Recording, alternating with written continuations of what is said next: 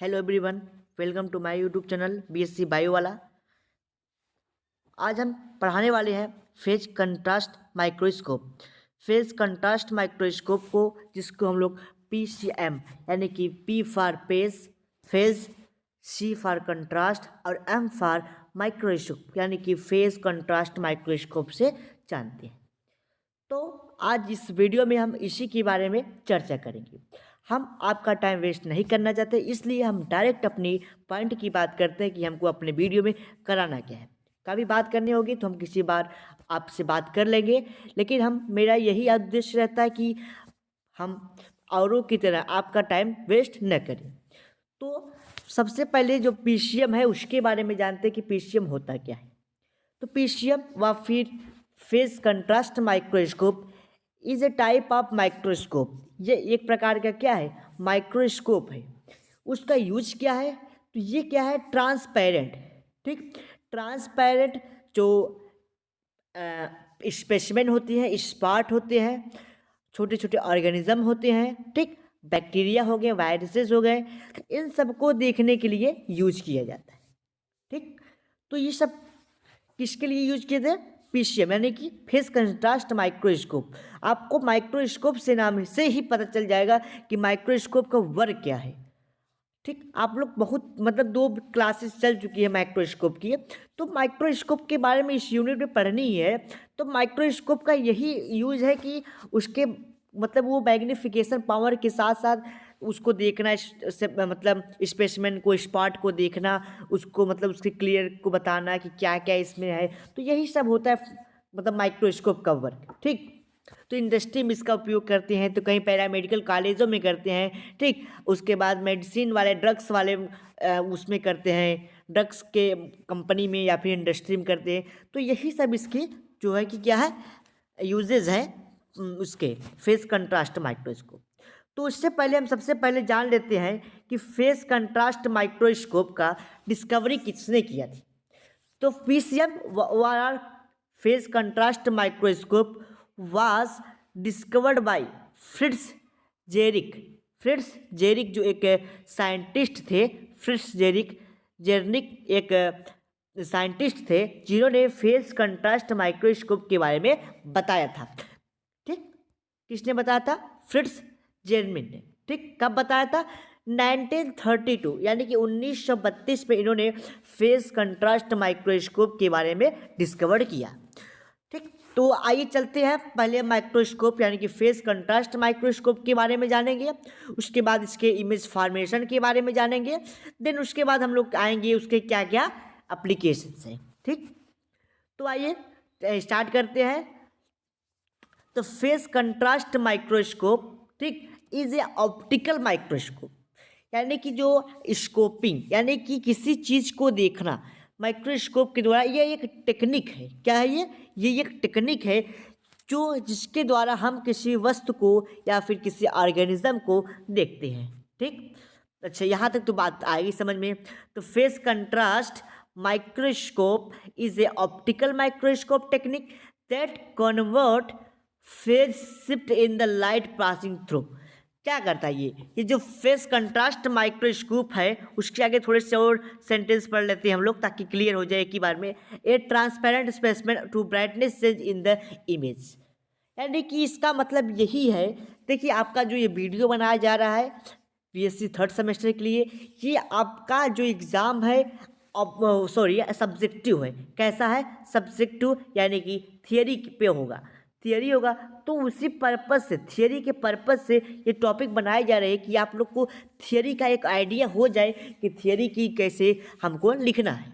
ठीक, और इसमें से आपके बहुत छोटे बड़े क्वेश्चन भी आपसे सॉल्व हो जाएंगे, जो आप अभी आपको जैसे देख लिया आपने कि डिस्कवर कितने किया था, मैग्नीफिकेशन पावर, ये सब जो चीज़ें होती हैं ये सब क्लियर हो जाती हैं इससे।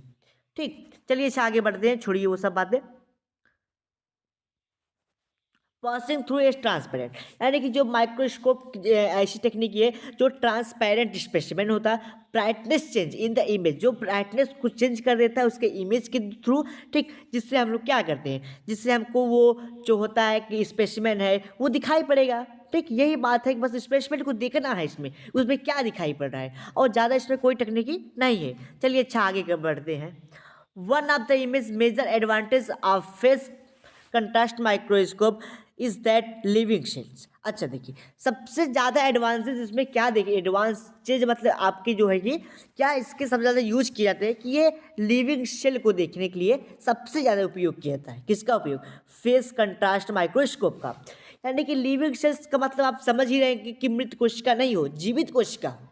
जीवित कोशिका तो उसका हम लोग आइडेंटिफिकेशन करते हैं, उसका स्टडी करते हैं, किसके द्वारा? इस माइक्रोस्कोप के द्वारा। कौन से माइक्रोस्कोप? Face contrast microscope. अच्छा चलिए आगे बढ़ते हैं हम लोग, यहाँ तक तो हो गया। इज दैट लिव, हाँ, can be examine the natural stage without previously being killed, fixed a stand. As a result, dynamics of biological process can be absorbed, record in the high contrast with short, clearly and minute specimen in details.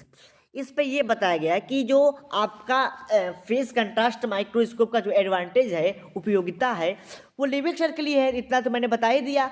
उसके बाद ये बताया कि ये natural stages, मान लीजिए अगर किसी सेल में डिवीज़न हो रहा है, ठीक, सेल डिवीज़न हो रहा है तो उसके नेचुरल स्टेज को बताएगा, कौन प्रो फेज है, कौन मेटा फेज है, ठीक, कौन टीलो फेज है, मतलब हर स्टेज को ये बताएगा। कौन? ये आपका माइक्रोस्कोप। ठीक, यानी कि एकदम क्लियर बताएगा। ठीक, stand as a result dynamic, fix मतलब किल्ड वालों को भी नहीं दिखा पाता, फिक्स को करके दिखाएगा। Biological process can be observed, यानी कि उसमें क्या क्या परिवर्तन हो रहा है, यानी कि उसी को कहते हैं बायोलॉजिकल प्रोसेस। ठीक, उसको ये बताएगा। एंड रिकॉर्ड आप कर सकते हैं, रिकॉर्ड भी कर सकते हैं आप इसके जो है कि डायग्राम को। ठीक, आगे बढ़ते हैं हम लोग। Observed as result of minute specimen in the details, यानी कि उस माइन्यूट जो आपका स्पेसिमेन होगा उसकी आप पूरे डिटेल्स को जान सकते हैं। आगे बढ़ते हैं। Face contrast is a light microscope technique, यानी कि फेस कंट्रास्ट जो माइक्रोस्कोप है ये मतलब लाइट माइक्रोस्कोप टेक्निक है। लाइट के उजालों में लाइट की तरह ही काम करते हैं, लाइट माइक्रोस्कोप की तरह वर्क करता है। Use to enhance the contrast image and transparent and colorless specimen with the help of contrast microscope, यानी कि जो कंट्रास्ट माइक्रोस्कोप है वो ट्रांसपेरेंट एंड कलरलेस, ट्रांसपेरेंट यानी कलरलेस तो बात एक ही हुई, यानी कि जिसका कोई कलर ही ना हो तो कलरलेस। ठीक, ट्रांसपेरेंट उसी को बोलेंगे। तो इन सबके को देखने के लिए इसी का उपयोग किया जाता है। ये चीज़ें आपको बार बार बताई जाएगी। क्यों बताई जाएगी? क्योंकि उसका उपयोग ही एक ही है। तो बहुत ज़्यादा मतलब वो लंबा क्लास लेने से मतलब नहीं है, आपका मतलब उतना ही क्लास लिया जाए जिसमें आपको टॉपिक क्लियर हो जाए। आगे बढ़ते हैं। Easily seen the increasing the size, और ये क्या करता है, जो माइक्रोस्कोप है ये जो इमेज की साइज होती है उसको इंक्रीज कर देता है, यानी कि बड़ा, जैसे ये मान लीजिए कोई छोटा सा है, मैं ये मान लीजिए छोटा सा एक हो गया, तो ये क्या करे, दिखाई नहीं पड़ रहा होगा आपको, हम यहाँ टच करें तो क्या करेंगे, ये इसी साइज को क्या करेगा, इसी साइज को बढ़ा देगा, जो आपको दिखाई पड़ने लगेगा। क्या करेगा, यानी कि इसका काम ही होता है माइक्रोस्कोप को साइज को इंक्रीज करना। ठीक, आगे बढ़ते हैं हम लोग। Image formation by phase contrast microscope, मतलब पीसीएम के द्वारा किस प्रकार से इमेज का फॉर्मेशन होता है उन चीज़ों को आइए देखते हैं। तो मान लीजिए ये एक इमेज प्लेट है, कहाँ है, ऊपर की तरफ। ठीक, एक इमेज प्लेट है ऊपर की तरफ। ठीक, नीचे फेस प्लेट है, फिर नीचे क्या है, अनरिलेटेड क्या है, लाइट रे है। ठीक, रिटार्डेड लाइट रे है, फिर ये रिटार्डेड लाइट रे है। उसके बाद क्या है, ये ऑब्जेक्टिव है। ठीक, आगे बढ़ते हैं हम लोग। यहाँ पे स्पेसिमेन रखने के लिए है, ये कंडेंसर रखने के लिए है, तो कंडेंसर लगा रहेगा। यहाँ पे एंगुलर डायग्राम। अब देखिए इसमें क्या कहा गया देखिए नीचे से समझते हैं, ज़्यादा समझ में आएगा। नीचे की तरफ एक लाइट सोर्स लगाया जाएगा। लाइट सोर्स का मतलब आप लोग समझ रहे होंगे, जैसे लाइट सोर्स का मतलब आप कोई बल्ब लगा दिए, ठीक, या फिर आप सनलाइट का उपयोग कर ले रहे हैं। ठीक, सनलाइट का उपयोग कर ले रहे हैं। ठीक, सनलाइट का भी आप उपयोग कर सकते हैं, या फिर किसी आप बल्ब का यहाँ पे यूज कर सकते हैं। तो यहाँ पे एक लाइट सोर्स की आपको आवश्यकता है, ठीक, किसके लिए, इस मतलब इमेज फॉर्मेशन के लिए, ठीक। अच्छा आगे बढ़ते हैं हम लोग। एक एंगुलर डायग्राम यहाँ पे आप बनेगा आपका, एंगुलर डायग्राम इधर बनेगा, इधर कंडेंसर लगा है, क्यों क्या करेगा, जो ये लाइट है इसको कंडेंस कर देगी। कंडेंसर का काम ही है लाइट को कंडेंस करना। Condenser for means light condensing, light को कंडेंस करना। तो क्या करेगी, लाइट को कंडेंस करके एक स्पेसिमेन रखा रहेगा आपको, जो आपको देखना रहेगा, उस स्पेसिमेन को आप यहाँ पे रख देंगे, जिसके थ्रू क्या करेंगे आप अपने स्पेसिमेन के थ्रू लाइट जाएगी। जब लाइट जाएगी उसके पास होते हुए ट्रांसपेरेंट है, क्योंकि उसके मतलब ट्रांसपेरेंट है तो लाइट पास हो ही जाएगी। तो जब इसके अंदर लाइट गई तो कहाँ पे पहुँचेगी, ऑब्जेक्टिव पे पहुँचेगी। जब ऑब्जेक्टिव लेंस पे पहुँचेगी तो कहाँ जाएगा, वहाँ से होते हुए भी पहुँचेगा सीधा यहाँ पे, जो है कि यहाँ से लाइट क्या हो जाएगी, यहाँ से लाइट जो स्कैटर्ड हुई अनस्कैटर्ड हो जाएगी, ठीक। फैली हुई थी यहाँ पे जो स्पेसमेन के बाद वो अनस्कैटर्ड हो जाएगी, उसके बाद यहाँ से निकलते हुए सीधा आपके आंखों पे पड़ेगी। तो इस प्रकार आपको दिखाई पड़ेगी। यहाँ पर रिलेटेड रे है, ठीक, यहाँ पे जिसकी ज़रूरत है आपको, अब इस जो ज़रूरत है वो रे यहाँ पे रिलेटेड है, ठीक। रिटार्डेड जो है आपका वो यहाँ पे है रे, ठीक, और जो अनरिटार्डेड है वो बाहर निकल जाएगी, इसकी आपको कोई ज़रूरत नहीं है। जो यहाँ पे सीधा मध्यांतर से बीच से होते हुए आपका जो आपकी आंखों पे पड़ेगी रेटिना पे, वही फेस कंट्रास्ट मतलब फेस प्लेट से होते हुए आपके आंखों पे पड़ेगी। तो आप इसके थ्रू अपने मतलब जो आपका इमेज होगा यहाँ से आप अपना देखते रहेंगे, समझ रहे हैं ना, आप अपने यहाँ से इमेज को देखते रहेंगे, ठीक। इस प्रकार से आपका क्या होगा, इस प्रकार से आप अपने आंखों से इसको देख लेंगे, ठीक। तो ये बात रही इमेज फॉर्मेशन का। आगे बढ़ते हैं हम लोग, क्या इसके यूजेस है उसको देख लेते हैं। बहुत बड़ी टॉपिक ये नहीं थी, ये छोटी सी टॉपिक थी, इसलिए इसको हमने क्विक एंड फास्ट कवर कर दिया। उसके बाद आता application of phase contrast microscope, यानी कि यूज क्या है किसका, फेस कंट्रास्ट माइक्रोस्कोप का, पीसीएम का क्या यूज है, उन चीज़ों को इसमें बताया गया है। तो आइए देखते हैं कि इसका उपयोग क्या है। तो जो ये फेस सॉरी इससे दिख ही नहीं रहा है, ये सही होगा, हाँ। तो माइक्रोस्कोप मतलब phase contrast microscope are used for different purpose, यानी कि बहुत से कार्यों के लिए इसको उपयोग किया जाता है। जो कुछ कार्य को नीचे बताया गया है, which are given as below, जो कुछ इस प्रकार बताए गए हैं, ठीक। अच्छा ठीक है आगे बढ़ते हैं हम लोग। It a widely used in seeing the transparent specimen, यानी कि इसका सबसे ज़्यादा उपयोग आपको बता दिए कि ट्रांसपेरेंट आर कलरलेस जो है कि मटेरियल को स्पॉट को स्पेसिमेन को देखने के लिए किया जाता है। विदाउट ड्राइंग, बिना किसी ड्राइंग में सुखाना होता है, बिना उसको सुखाए वो सॉरी हाँ ठीक है। Living cells, fresh living cells are removed from body and easily identified the phase contrast microscope.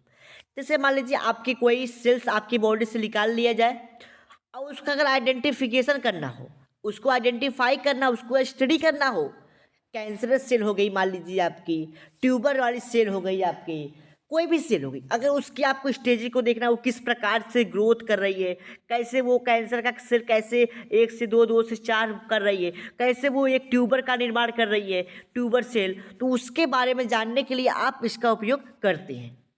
चलिए ये बातें हो गई। तो इस प्रकार से हाँ, दूसरी क्या है, दूसरी है स्मॉल ऑर्गेनिज्म, छोटे छोटे ऑर्गेनिज्म। जैसे छोटे ऑर्गेनिज्म में कौन कौन से, लाइक बैक्टीरिया, प्रोटोजोआ, ईटीसी, यानी कि bacteria, virus, protozoa are easily observed by phase contrast microscope, यानी कि फेस कंट्रास्ट माइक्रोस्कोप के द्वारा आप बैक्टीरिया, ठीक, प्रोटोजोआ, वायरस हो गए, ठीक, माइकोप्लाज्मा, ठीक, उसके बाद फंजाई, इन सब का आप आराम से बिना किसी दिक्कत के इजीली आप इसका किसका इन सब का उपयोग आप फेस कंट्रास्ट माइक्रोस्कोप के द्वारा उसको देख सकते हैं, ठीक, किस प्रकार से उसका कल्चर है। आगे बढ़ते हैं हम लोग। It is used in observing the cell culture and विल्ट्रा ड्राइंग माइटोसिस, यानी कि इसका उपयोग आप लोग जो है कि कैसा कल्चर है माइटोसिस डिवीज़न में, कि सेल किस प्रकार से डिवीज़न करके माइटोसिस मियोसिस के थ्रू सेल डिवीज़न में क्या क्या स्टेजेस है उसका उपयोग भी किया जाता है। तो इसी का इसको बताया गया है।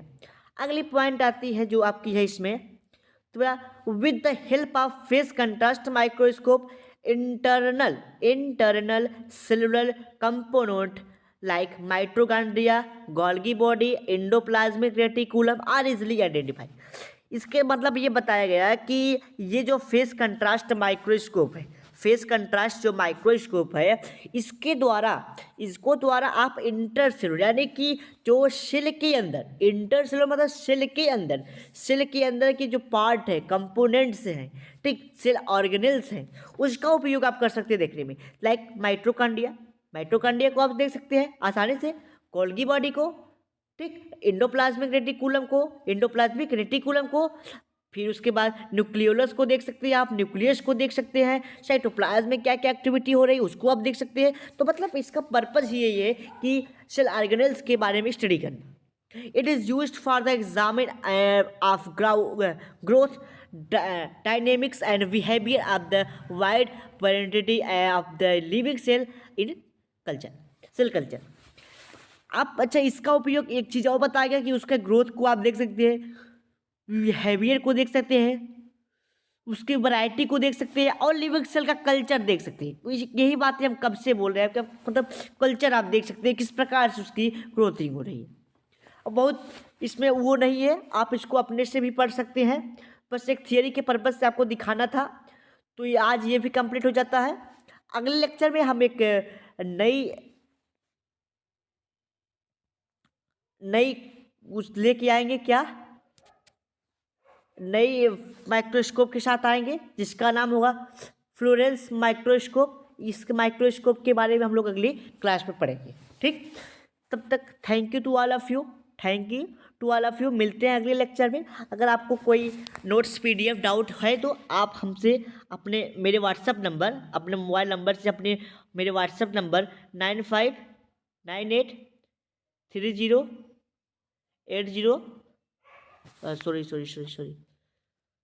3080 पे व्हाट्सएप के थ्रू मैसेजिंग करके आप अपने डाउट को, क्वेश्चन को, क्वेरी को वहाँ से हमसे डिस्कस कर सकते हैं।